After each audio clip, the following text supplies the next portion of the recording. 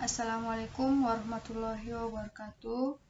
Perkenalkan, nama saya Dewi Sarmina Hasibuan.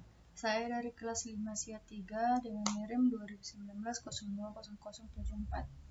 Baiklah, di sini saya akan membuat sebuah proposal, dan di sini adalah yang pertama itu kartu ujian saya.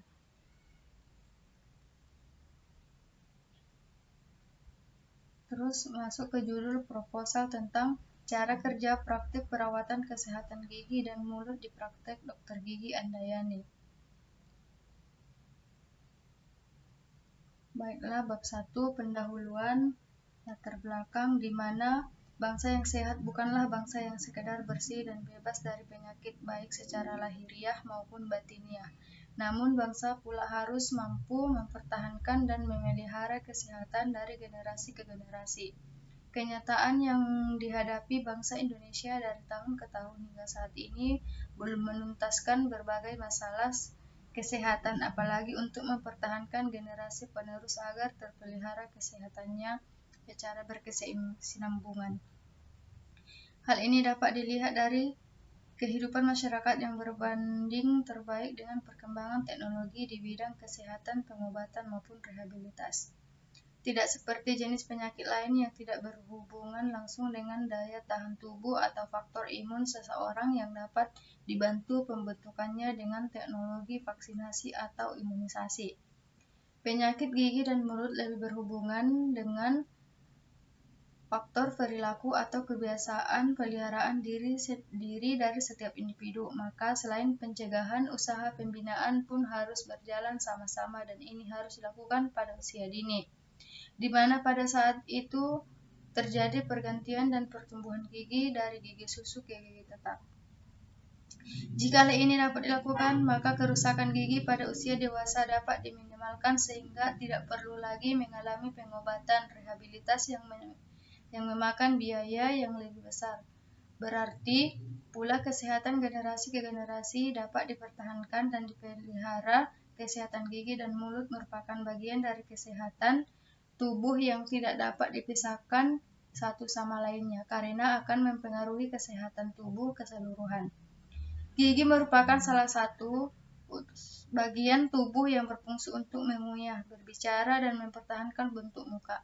Sehingga penting untuk menjaga kesehatan gigi sedini mungkin agar dapat bertahan lama dalam rongga mulut. Kelainan-kelainan yang terjadi di dalam mulut adalah gigi berlubang, penyakit atau radang gusi, dan gigi berjegal. Gingivitis atau radang gusi merupakan inflamasi atau peradangan yang mengenai jaringan lunak di sekitar gigi ataupun jaringan gingiva.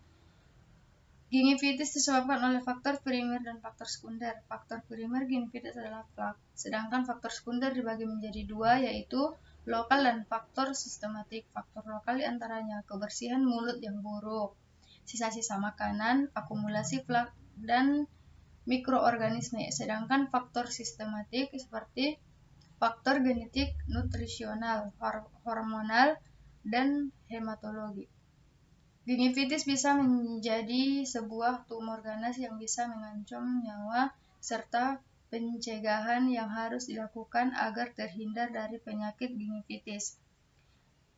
Dalam meningkatkan generasi kesehatan gigi dan mulut, pemerintah melalui Departemen Kesehatan telah memprogramkan upaya promotif dan preventif untuk anak usia sekolah melalui usaha kesehatan gigi sekolah UKGSE, dan untuk masyarakat melalui usaha kesehatan gigi masyarakat desa.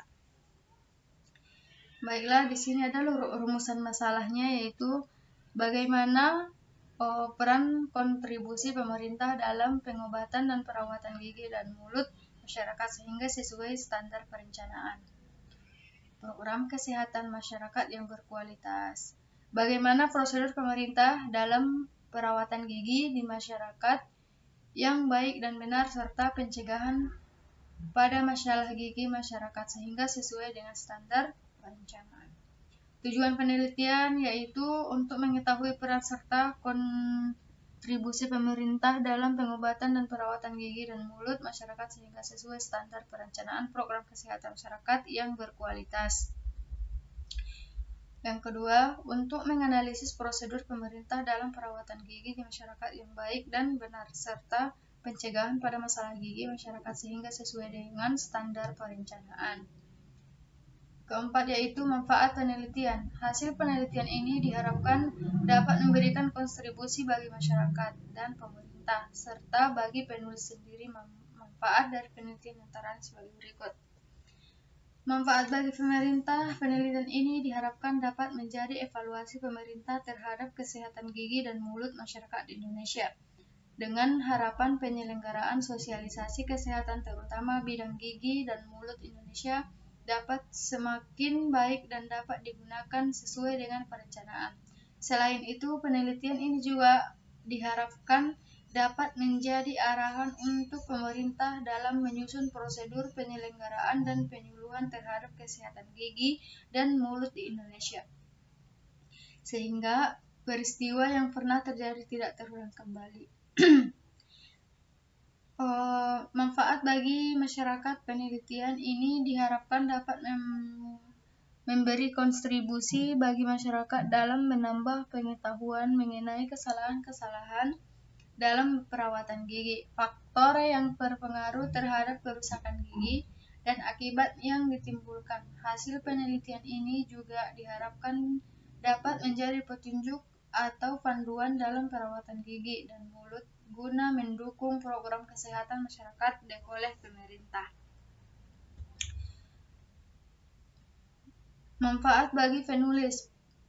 Penelitian ini dapat dijadikan acuan dalam menambah wawasan, kemampuan menganalisis, dan pengalaman penulis yang dapat meningkatkan kemampuan berpikir kritis terhadap suatu peristiwa. Yaitu landasan teori. Ada di situ gingivitis, karies, faktor yang mempengaruhi prosedur perawatan dan pengobatan gigi, akibat dari gingivitis yang dibiarkan. Masuk di bab 2, yaitu perawatan dan pengobatan pada gigi. Gigi sehat adalah gigi yang bersih tanpa lubang. Dengan merawat gigi secara baik dan teratur, perlu diketahui makanan yang manis seperti coklatan dan lengket seperti dodol, jika tidak segera disikat, dapat menyebabkan kerusakan gigi. Juga minuman seperti teh, kopi, minuman manis, serta kebiasaan merokok dapat menimbulkan lapisan tipis di gigi yang disebut stain sehingga warna gigi jadi kusam atau kecoklatan.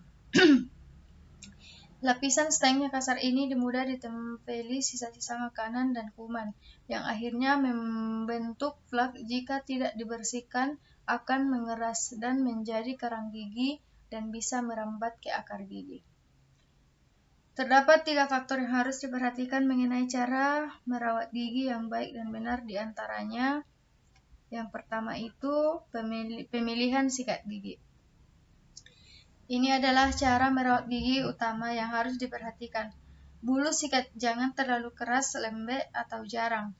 Ujung sikat gigi dan ujung bulu sikat sekedar mungkin. Bila tidak, ujung sikat gigi sudah mentok ke bagian belakang. Tapi bulu sikat gigi kena gigi, jadi ada bagian gigi yang tidak tersikat. Ini biasanya terjadi pada gigi geraham bungsu. Gerakan sikat gigi. Cara merawat gigi berikutnya adalah memperhatikan cara menyikat. Gerakan vertikal dari arah gusi ke ujung gigi untuk rahang atas dari atas ke bawah, sedangkan bagian luar, dalam, dan permukaan gigi yang untuk mengunyah disikat dengan teliti.